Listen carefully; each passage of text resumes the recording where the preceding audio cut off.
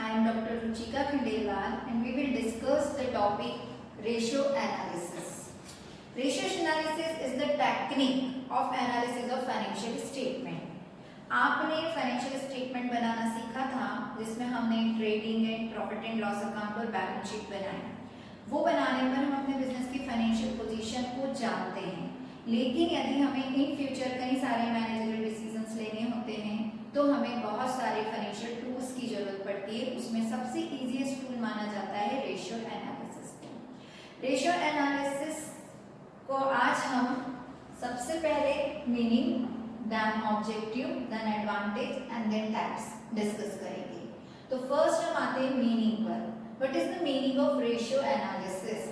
Ratio analysis is the study of relationship. Ratio analysis is the study of relationship. किसके बीच में relationship? Among the various financial factors in business. किसी भी business में बहुत सारे फैक्टर्स होते हैं जो हमारे फाइनेंशियल स्टेटमेंट को इम्पैक्ट करते हैं। बहुत सारे फैक्टर्स काम करते हैं, उन फैक्टर्स के बीच में एक रिलेशनशिप की स्टडी करना रेशियो एनालिसिस होता है। तो आप सभी को क्लियर हो गया होगा कि रेशियो एनालिसिस क्या है। एक बार फिर आप मेरे साथ दोहराइए। Ratio analysis is the study of relationship, among various financial factors in business. Do you understand meaning? And then meaning के बाद हम आते हैं ऑब्जेक्टिव्स पर। तो अगर हम बात करें तो हमारी ये डेफिनेशन समझने के बाद हमें ऑब्जेक्टिव्स यानी ये कि क्यों निकालना है रेशियो एनालिसिस, क्या जरूरत है रेशियो एनालिसिस निकालने की, इसके क्या ऑब्जेक्ट्स होंगे, ये हम बात करेंगे। तो हमारा पहला पॉइंट है to simplify the counting information. कोई भी काउंटिंग इंफॉर्मेशन अगर हमें क्रिटिकल टर्म्स में मिलेगी तो हम उसको उतने अच्छे से डिसीजंस में यूज नहीं कर पाएंगे, लेकिन ये रेशियो एनालिसिस की मदद से वो बिल्कुल सिंपल हो जाती है, हमें आसानी से समझ में आ जाए। Then to determine the liquidity. हमारे बिजनेस की लिक्विडिटी क्या है? लिक्विडिटी दैट मींस लिक्विड, और बिजनेस में लिक्विड क्या होता है? कैश। आपके बिजनेस में कैश की अवेलेबिलिटीज कितनी है? आप अपनी जो भी शॉर्ट टर्म लायबिलिटीज है, जो भी लॉन्ग टर्म लायबिलिटीज है, उसके लिए कितने सॉल्वेंट है, वो आप कितना चुका सकते हैं, ये सारी बातें हम रेशियो एनालिसिस की मदद से जान सकते हैं। Third, to assess the operating efficiency of business. मेरे बिजनेस की काम करने की क्षमता कितनी होगी, ये भी हम रेशियो एनालिसिस की मदद से जान सकते हैं।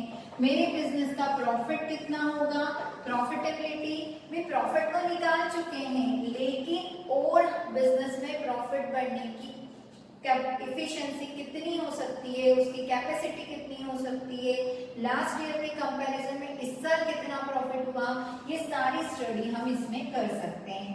And last is important comparative analysis. Interfirm and intrafirm comparison हम कर सकते हैं। हमारे ही बिजनेस का प्रीवियस ईयर का ग्रोथ कितना था, इस साल का ग्रोथ कितना है, या हमारे ही बिजनेस जैसा दूसरा सेम कंसर्न हमारे कॉम्पिटिटर्स या हमारे जैसे बिजनेस करने वाले, उसकी फाइनेंशियल स्टेटमेंट को हमारे फाइनेंशियल स्टेटमेंट के साथ अगर कंपेयर करना है तो रेशियो एनालिसिस एक इम्पॉर्टेंट टूल माना जाता है। डिस्कस किया रेशियो एनालिसिस का मीनिंग और ऑब्जेक्ट्स, ये आपको आसानी से याद हो जाएंगे। पहला object to simplify the accounting information. Second object to determine the liquidity, and third to assess the operating efficiency of business, and fourth to analysis of profitability, and last one is comparisons. तो आप इन points को याद रख सकते हैं SLOPS ये coding करके, तो आपको याद हो जाएंगे ऑब्जेक्टिव्स। रेशियो एनालिसिस का मीनिंग और ऑब्जेक्टिव्स कवर होता है। देन हम नेक्स्ट टॉपिक पर जाएंगे एडवांटेज। एडवांटेज हमारा, आप अगर ध्यान से देखेंगे तो जो ऑब्जेक्टिव्स हमने पढ़े उन्हीं से मिलते जुलते हैं। अगर आपने ऑब्जेक्टिव्स अच्छे से तैयार कर लिए तो उन्हीं के बिहाफ पर आप एडवांटेज भी तैयार कर लेंगे। Useful tools for analysis of financial statement. Actually ratio analysis का मेन एडवांटेज ये है कि बहुत उपयोगी साबित होता है। कारण ये कि एक तो ये मैथमेटिकल टर्म्स में होता है और इजीली स्टूडेंट्स को क्लियर हो जाता है। इवन एक्सपर्ट्स भी, जो काउंटिंग एक्सपर्ट्स होते हैं, वो भी इस टूल को बहुत आसानी से यूज कर सकते हैं। सेकेंड वन, ये हमारे काउंटिंग डाटा को बहुत सिंप्लीफाई कर देते हैं, बहुत आसान कर देते हैं, जिससे हमें आसानी से वो समझ में आ जाए। थर्ड वन वही कि हम अपने बिजनेस की ऑपरेटिंग इफिशिएंसी को एसेस करने में उपयोग करते हैं।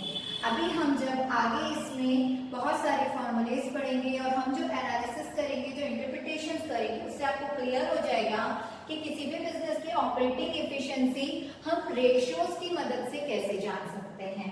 Then very useful for forecasting. Forecasting मतलब भविष्यवाणी करने में ये बहुत मददगार साबित होता है।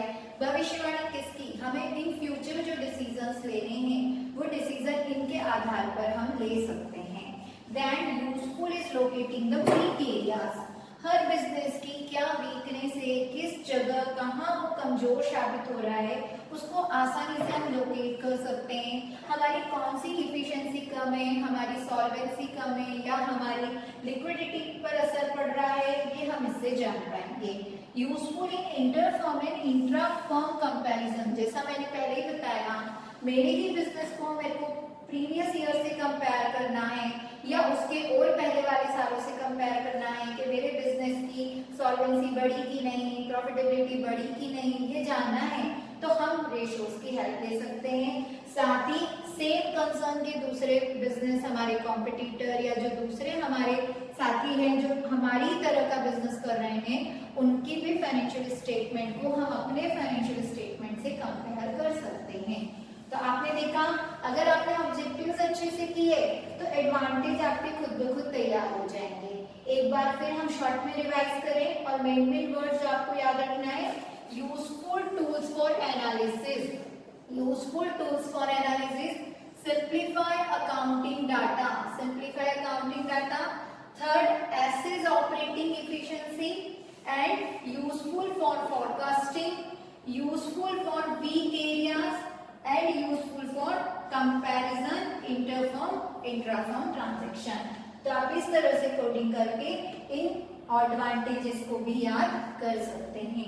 अब बहुत ही इम्पोर्टेंट टॉपिक, क्योंकि इसके बिना रेशियो एनालिसिस हमारा कोई काम का नहीं है, यही हमारा प्रैक्टिकल एस्पेक्ट से इम्पोर्टेंट टॉपिक हो जाता है, टाइप्स। तो अब हम अगले टॉपिक पर आ रहे हैं, टाइप्स ऑफ रेशियो एनालिसिस।